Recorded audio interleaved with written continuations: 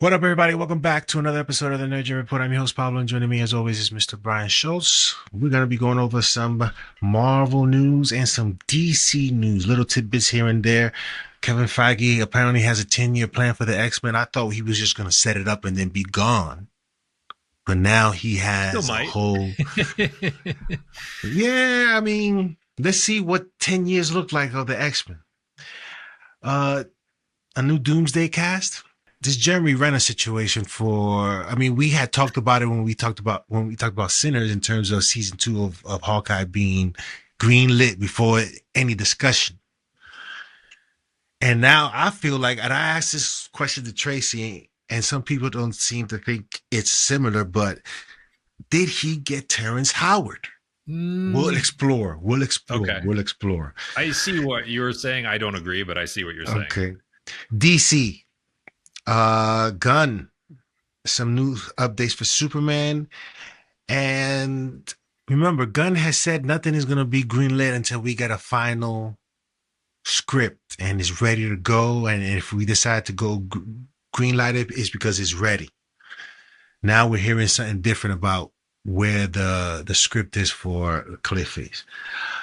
But first, let's start off with Kevin Feige revisiting the X-Men universe in a more in a more leadership capacity. He is the one that's going to set the stage as to what this is going to look like, feel like. And I'm interested to see how this experiment goes. Brian, what are your thoughts on Kevin Feige's 10-year plan? This was part and parcel of a couple of features that have come out regarding the pivot that Disney's trying to make with Marvel. So the Wall Street Journal did a feature more focused on Feige personally. And then as part of that article, this came out, the X-Men plan. So there's a lot of buck passing going on these days at Disney for like what happened, right? Whose fault is it? Or it's like, I sent Brian a Wall Street Journal article on my vacation. From the cruise, I had to get Wi-Fi. I got to get Wi-Fi. I got to pay for Wi-Fi so I can send this to Brian. Feige's spin, reality, whatever you want to call it, in this journal article says he was stretched way too thin while attempting to oversee the number of increased projects and the demands of Disney Plus, but quote, he agreed to their plan because of a zealousness to tell more stories and a desire to be an excellent corporate citizen. And it turned out to be a mistake, end quote. I mean, that is a buck pass and a half by Kevin Feige, by the way, right there. I think it is his fault. Yeah, well, I think it's your fault. So then it talks about reverting and how he is sort of leading the overhaul of Marvel under Iger. And that one of the most important parts of that is that he has formulated on like his own. This is like not Parliament. This is his personal 10-year plan for the X-Men, and no details beyond that the next two Avengers films will set up as an introduction to a number of the characters. So that's kind of important because it sort of says that on the cast list we haven't seen yet, a few of the future X-Men are coming. Here's what I think. We will be introduced to these characters in Secret Wars, and then we're going to follow their journey back to where they came from, where this stuff is happening in their universe or their time. I don't know what, but that's what I think we're going to be getting. So here's my question. We have seen with Kevin Feige, he does like to stick to some formulas. Like if we're being fair, like Feige, who is the architect of the MCU formula that works so well. And in some cases, we've criticized him for being hostage to things like the portal scene in Endgame that he's always trying to recapture. Do you think the fact that he has a 10-year plan is actually a step in the direction that you've suggested, which is that the assembly of the X-Men is equivalent to the assembly of the Avengers, and therefore we wouldn't necessarily see X-Men as the first film out of the gate in this 10-year process? I'm 100% fine with it because that's something I've mentioned in the past where we just can't get an X-Men movie. We can't start. We got to build to that moment. X-Men should be an Avengers moment.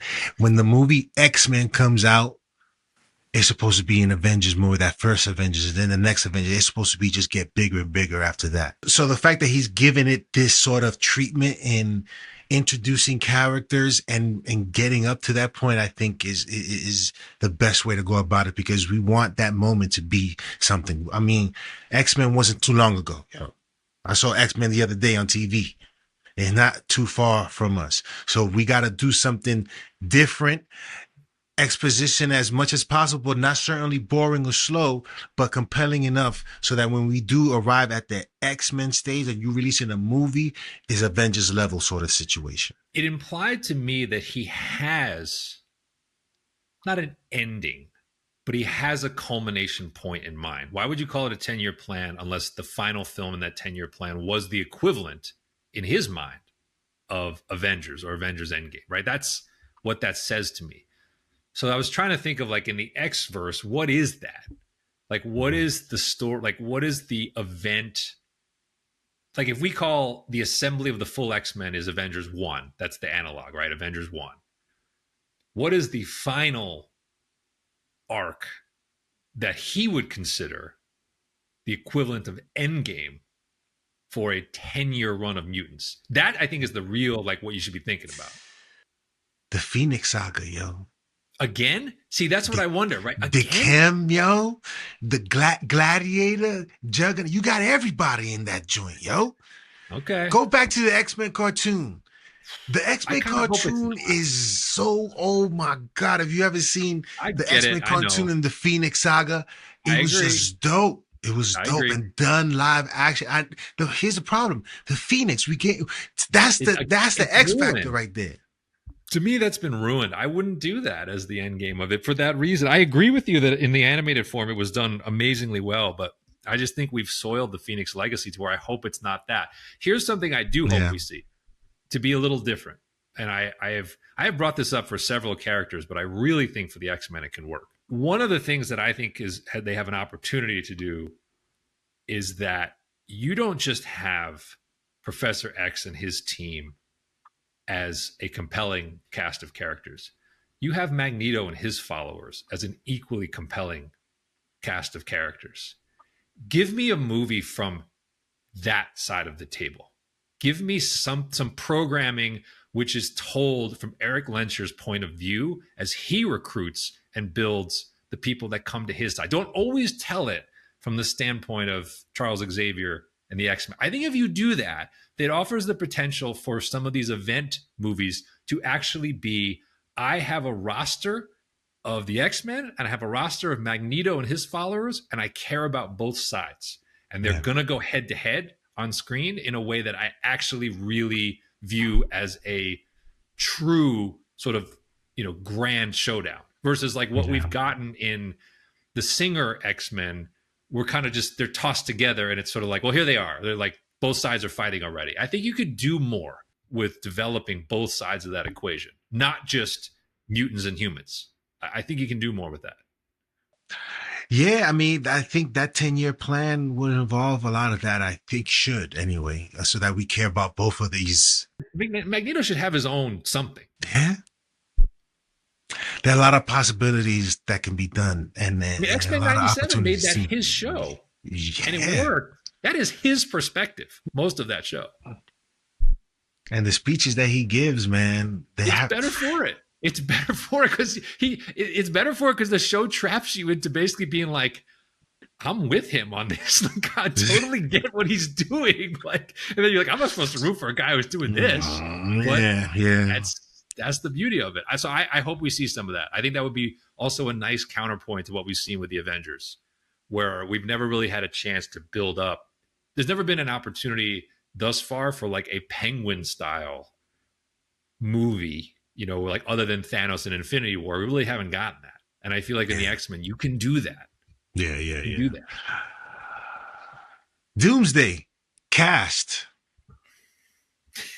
What are the latest? Were there new leaks of confirmed castings? A couple of things. So one is some increasing smoke that they're going to hold Tom Holland out of Doomsday, in part because we've heard Brand New Day might be more of like an Avengers 5.5. So it'll be kind of like he's at the center of that collection of characters. And so he won't actually join this Avengers project. Some of that might also be scheduling because he's obviously shooting the Odyssey now. Like he's got a lot of stuff going on calendar wise. So it might be tough for him to jump back and forth. But so that's one notable omission, it seems like. Looking less likely we see him. A little bit of a surprise, although maybe not a surprise.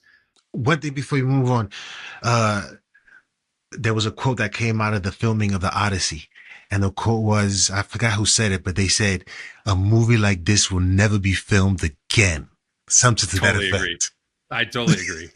Christopher Nolan is the only guy who could get this to happen. The shots they've shown where it's like they've built the trireme ships and they're like sailing them around the Mediterranean right now. And I'm like, there's no other director who would be like, hey, I need you to build 50 of these ships that are historically accurate. And I'm going to sail my actors on the ocean.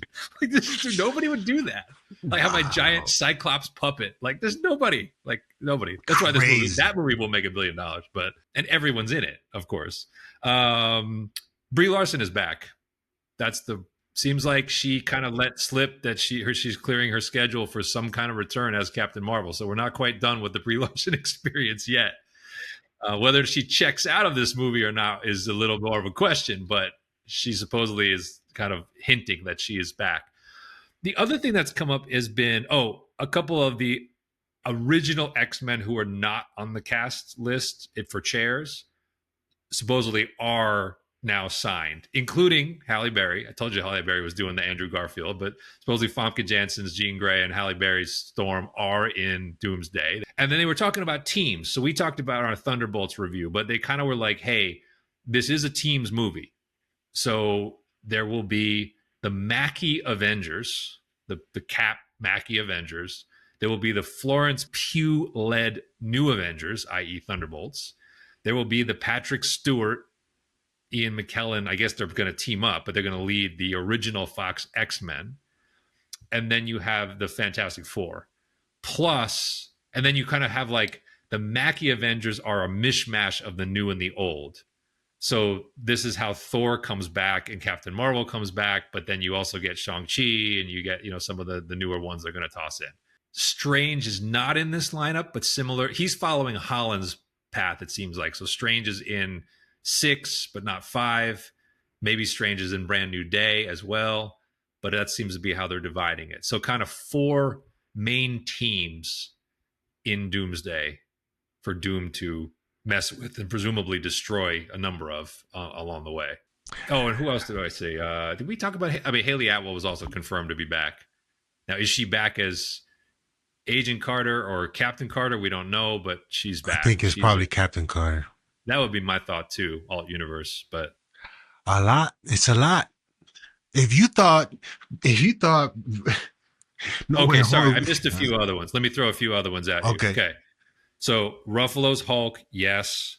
Okay. Renner, yes. We'll get back to him in a second, but Renner apparently is in Doomsday. Okay. Again, you don't know if these are the 616 versions or the alt universe versions. You just know the actors appearing. Yeah. Don Cheadle is back. Now, is he Skrull Rhodey? Is he real Rhodey? Who knows? But it's Don Cheadle's back. Samuel L. Here's the thing about Samuel L. Jackson. If you have a chance to make $1 billion movie, he ain't going to sit that one out. That guy loves his record of box office that he's been associated with, so he's in this. A little bit more of a surprise. Chris Pratt is listed as probably being in this. I didn't know there would be a Guardians tie-in, but apparently Star-Lord is a version of Star-Lord is in this. Loki characters are in this. So Owen Wilson, Sophia DiMartino, Ki Kwan, and Wunmi Musaku are all in, which I guess makes sense given where we left Loki. Supporting characters that we would expect to see. So Benedict Wong is in, Denai Guerrera is in, Tessa Thompson is in, Lashana Lynch is in, Dominique Thorne is in, Catherine Newton is in, and America Chavez is in. So all of those characters are at least supposedly on the final cast sheet. Here's our why category, question mark. So She-Hulk, Tatiana Maslany on the list. Wonder Man, Yaya is on the list. Yo. And my personal favorite for WTF, Charlize Theron, Clea, is on the list. You know what I think about, yo? When I hear all these names, yo, when you hear all these names, all I think about is Street Fighter. bad, bad. Like what? How can I care about almost any of these people? It's like you're going to see a concert that has 20 people, but you're only really there to see one person. basically, right? Yeah. That's it. I don't know how this is going to work, man. But just then, it's like, whoa, they're gonna have them. It's just I don't know, man. That's just a lot of people, man. That's just a lot of people. I mean, unless these people are literally showing up to get run over by Doom in 30 seconds. Like some of them some of them might have no lines. Like there can't be room in the script for every one of these characters. There's just no way. Yeah, Like you got to pick your focal points. So some of these characters must just be on screen visually for a day's work, and presumably just don't make it past this movie, or don't make it past the next movie, and that's it. Because there's just way too many. This is the point of like, there's way too many people and way too many characters that people just don't care about. Charlize Theron as an actress, fantastic. Name one Marvel fan who gives two about Clea right now. that's what I'm saying, yo. Like we saw Ghost in 2 movies now, and I still don't care about her.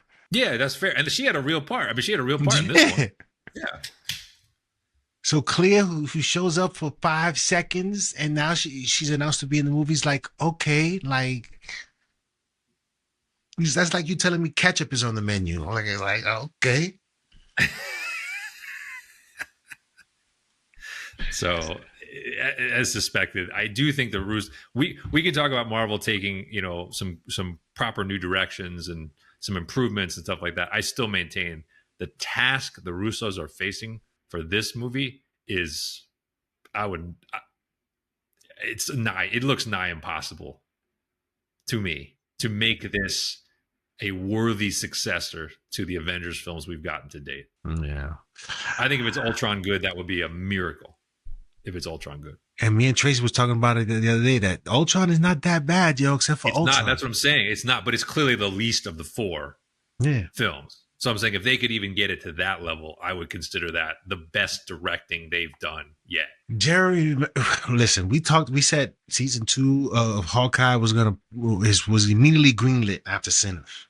And Haley Atwell, I'm not Haley Atwell, what's her name? Haley Steinfeld. Haley Steinfeld was, and her performance in Sinners just got Hawkeye greenlit right away. And they asked Renner to come back, but half the pay. And quoting Renner, he said, "Go fly a kite." Yes, he did. Your thoughts, Brian, on that whole situation? And this is my comparison to Terrence Howard's situation. They saw what Robert Downey Jr. did in Iron Man and said, "We don't need him. Let's pay him less. And if he can't handle it, we'll get somebody else."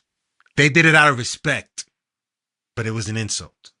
I think it's a strategy, not an insult. So I've thought about this because my first reaction was, wow, that's cold to one of your OG Avengers that you would do that.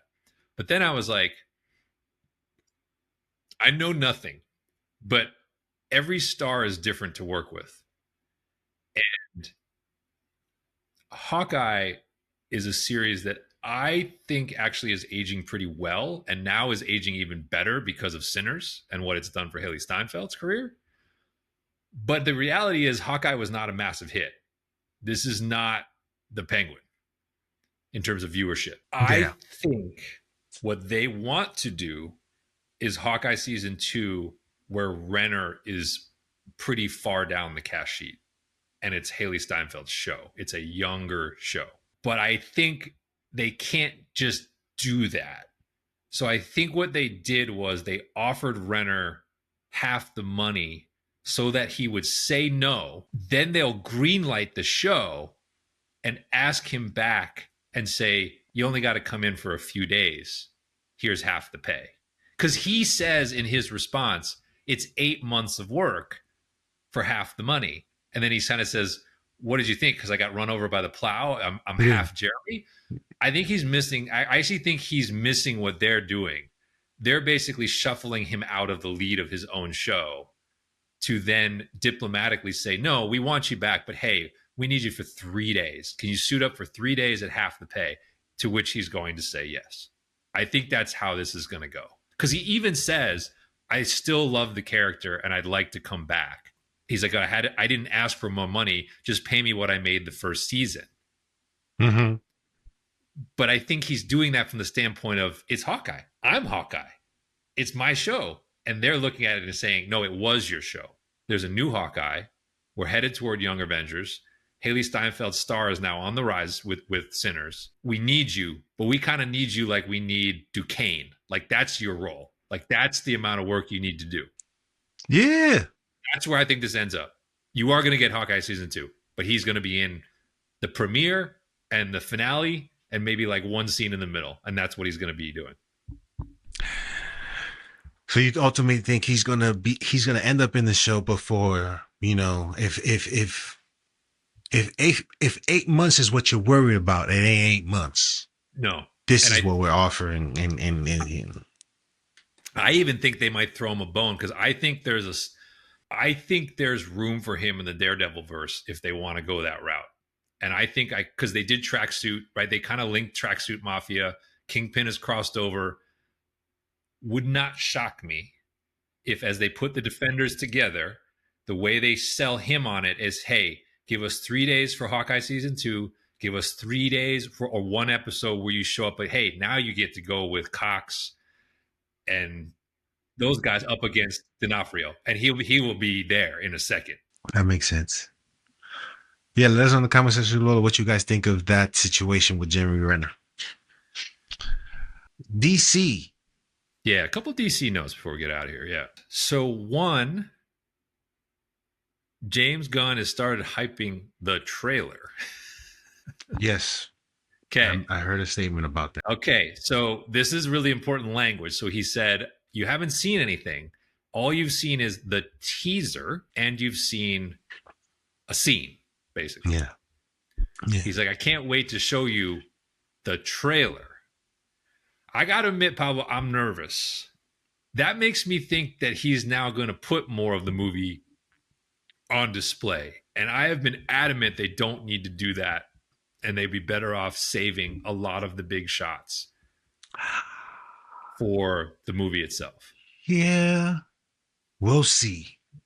Because again, we haven't really seen a lot. I know, but that's work. I think it's working okay. Yeah, because I mean, outside of what we've seen already, every second after that is just gravy, right? I don't see why another minute will hurt. Okay, but see, I'm going to counter that. And I'm going to say, look, you and I agree. The teaser for How to Train Your Dragon live action is 10 out of 10.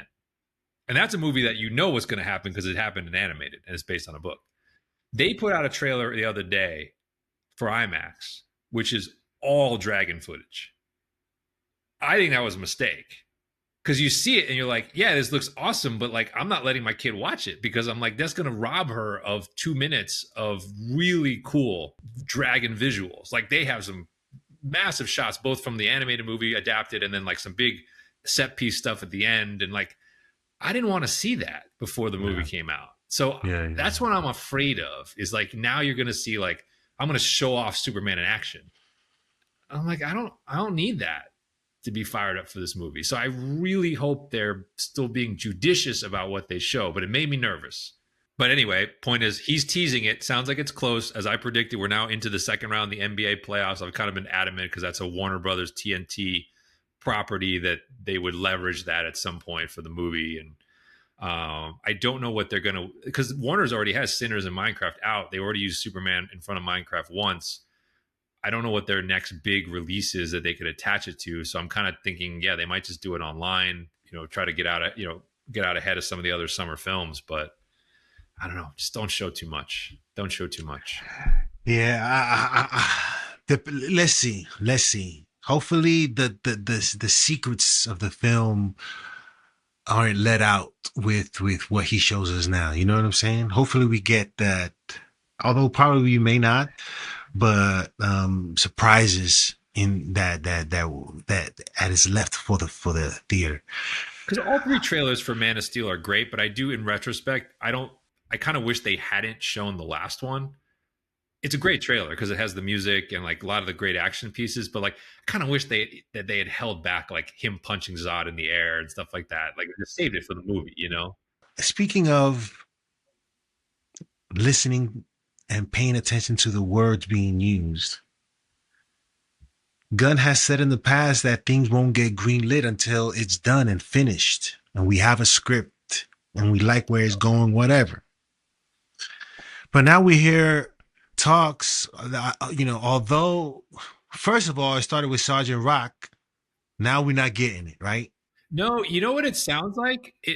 That one, so they did cancel it even after, remember, it went from being like Colin Farrell's replacing Daniel Craig, and then, but you know what it kind of sounds like happened is like they soured on the director. Like, so it felt like Luca Guadagnino was pretty hot coming off of the movie he did with Zendaya last year, Challengers. And then he did that movie Queer with Daniel Craig. And everyone's expectation was this is going to be nominated for awards.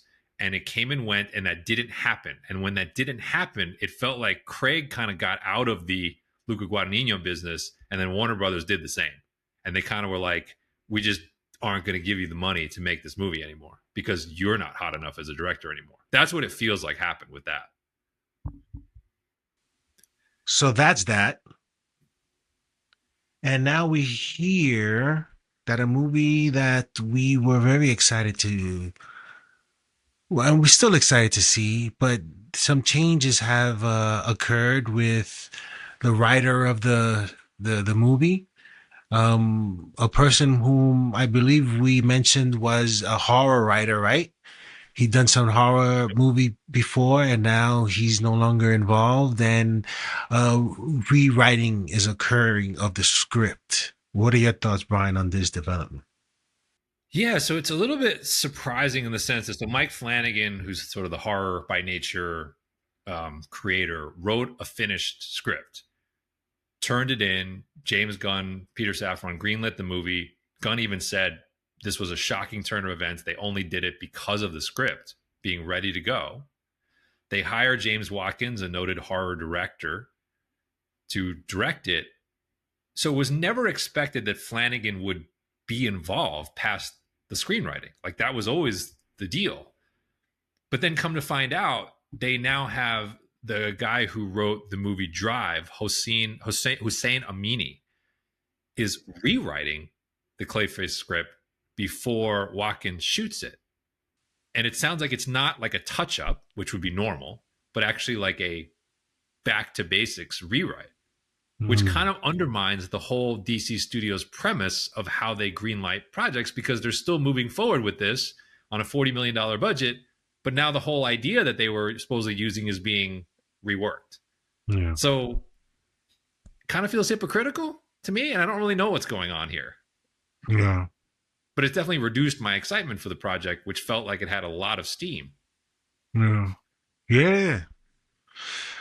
Still, if they're still going the horror direction or that sort of genre, I'm still curious and interested in seeing what this is. But the concerns that we had with Brave New World, and we would have with any project that seems to have turmoil in terms of the creators and changing of writers, directors, all that stuff, you get to get concerned about because you don't see the vision of it is probably changed, and we wouldn't want for something like this to not come out as good as I think it can be. Anything else, Brian? No, that was kind of the little bit of news flow while you were on the ship in the last couple of days. So wanted to circle up to a little DC and a little Marvel this week as we're getting into summer movie season and off to a pretty good start. If I don't say so myself.